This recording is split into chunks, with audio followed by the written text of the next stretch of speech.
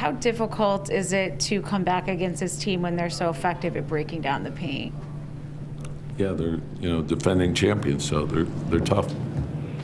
What did you see? This was another game where you got yourselves down by 20 points. What was it that you weren't doing early execution-wise to put you in that position? No, like they got off to a good start. We new starting lineup. We adjusted quickly. So, and then I thought the fight was better in the second half. We had some good stretches, but if you have 2 or 3 bad minutes against them, they're going to make you pay. I thought our turnovers in the first half really hurt us.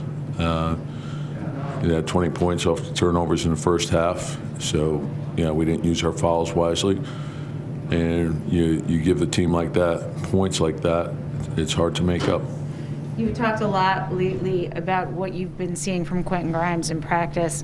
For him to go out 27 points, new rookie record for 7 made threes, everything else that he added to this game, what can you say about his performance, and does this influence him the minutes that you think you give him? I mean, I think it starts with practicing well, which I see every day, and comes back every night, comes in early every day, works extremely hard, very good in practice.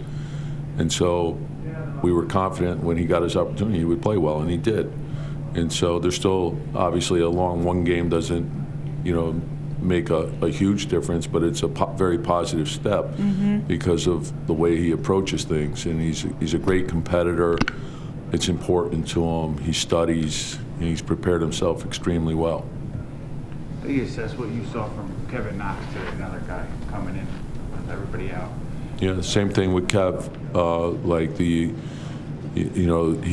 He comes in every day. He's early. He's part of the early group.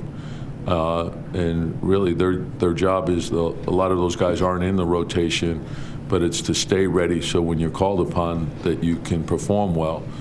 And so we know he's got the skill level to shoot, and it's the other things that we need him to do, his defense and rebounding also. But I was pleased with his readiness and his ability to shoot the ball. What was the thinking with that particular 8-man rotation when you decided to play? Just based on the previous 2 games and the groups that played well in those 2 games, and then how the game unfolded and the size of their guards and things like that. So that's where, we thought that would give us the best chance to win. Is the stance with Kemba, if he's not starting, he's just not going to play? Is that what's going to happen? It's basically a coaching decision, yeah. All right, Julius, Julius, 8 points and I think 7 turnovers, 7 assists. And it seems like he's been trying to get other people involved early on, and some nights he's going himself later, but tonight it's not there.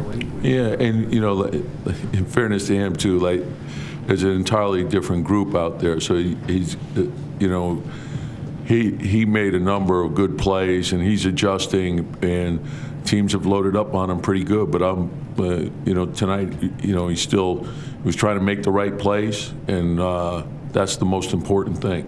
And so some nights are not going to be great, but as long as you're making the right plays, I see the work that he puts in. I have the utmost confidence in him. The whole team does.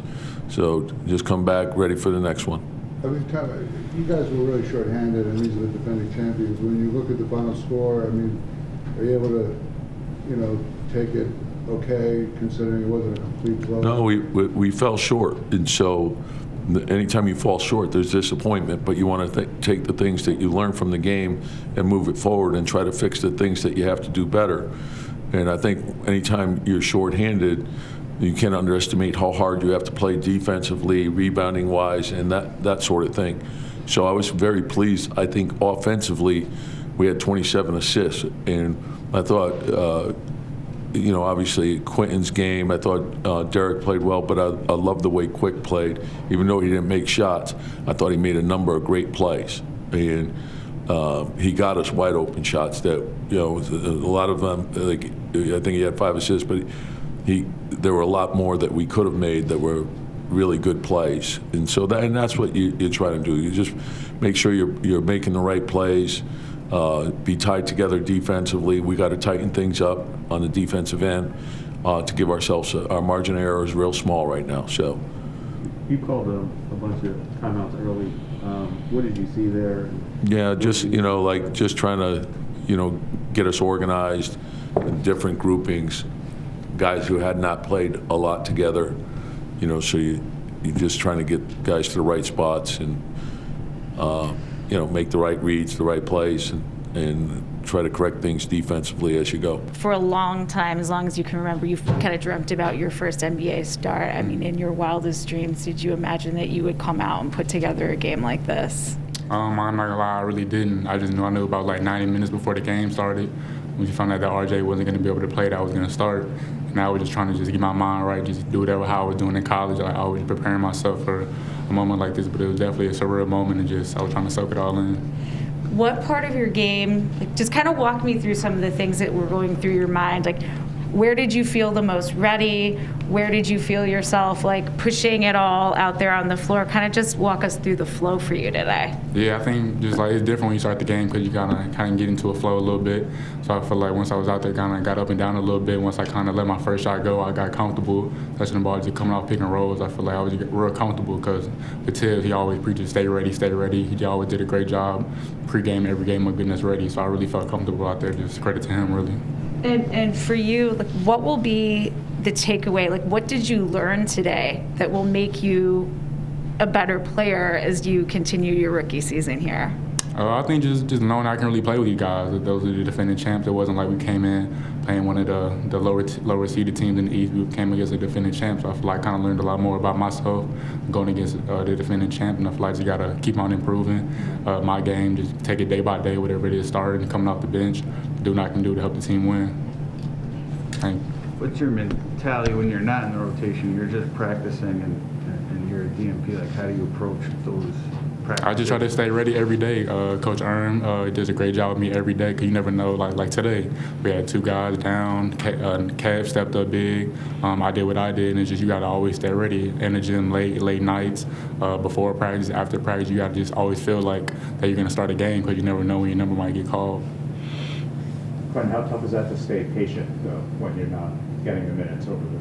Yeah, it is tough. I'm not gonna lie, it is tough. Just now, you want to be out there playing because you always feel like you can help the team, but like you always got to just do what it is because coach is gonna do feel best for the team, and I just got to be ready. Like I might get called for the first, like you said, last two minutes of the first half just to play defense, and I got to just come up with that mentality, just go out there and do what I can to help the team win. I mean, they've spotted you in here and there, but I mean, have they ever asked you, hey, do you want to go with Miles to Westchester and play a game, or because that hasn't happened yet? Yeah, they haven't. They've never asked me for that. I mean,